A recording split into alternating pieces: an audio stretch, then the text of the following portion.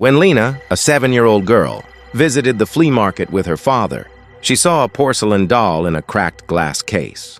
The doll had golden curls, a laced blue dress, and glassy green eyes that seemed to follow her. She whispered to her father, "She wants to come home." The old man selling it looked relieved and said, "She hasn't spoken to anyone in years." Her father laughed it off and bought the doll. That night, Lena placed it on a chair beside her bed and named her Isabel.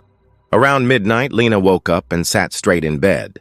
The room was dark, quiet, except for a soft sound, a whisper coming from the chair. She leaned closer. The doll's lips didn't move, but she clearly heard it. "I like you." She wasn't scared. She smiled and whispered back, "I like you too." From that night on, Isabel became her best friend. But Lena started changing. Lena became quiet, secretive. She stopped playing with other kids. At school, teachers noticed she spoke to herself more often, always whispering. Her parents assumed it was just imagination. But then strange things began happening in the house. Lena's mother heard giggling behind closed doors. Toys would move on their own. Family photos were found with scratched-out faces, except for Lena's. One day, Lena whispered something in her mother's ear and said, "Isabel told me your time is almost up." That night, her mother fell down the stairs. She survived, but the warning was chilling. One night, Lena's father decided to remove the doll. When Lena was asleep, he took Isabel and locked her in the attic. That night, the whispering spread.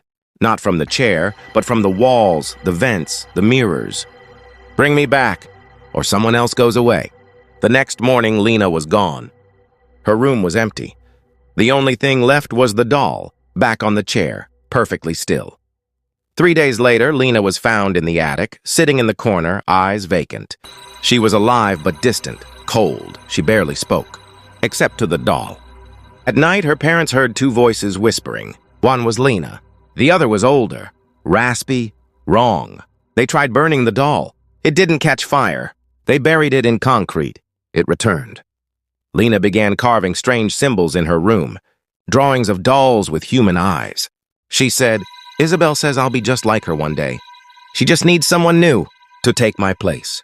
Epilogue, the new home. The family moved, threw the doll away on the road. Years passed. Another little girl found a porcelain doll buried in the dirt by a tree. She smiled and whispered, "She wants to come home." That night, the girl heard something. A soft whisper in the dark. "I like you." Moral, twisted version. Some toys don't belong to children. They belong to something else. And when they whisper, they're looking for someone to keep.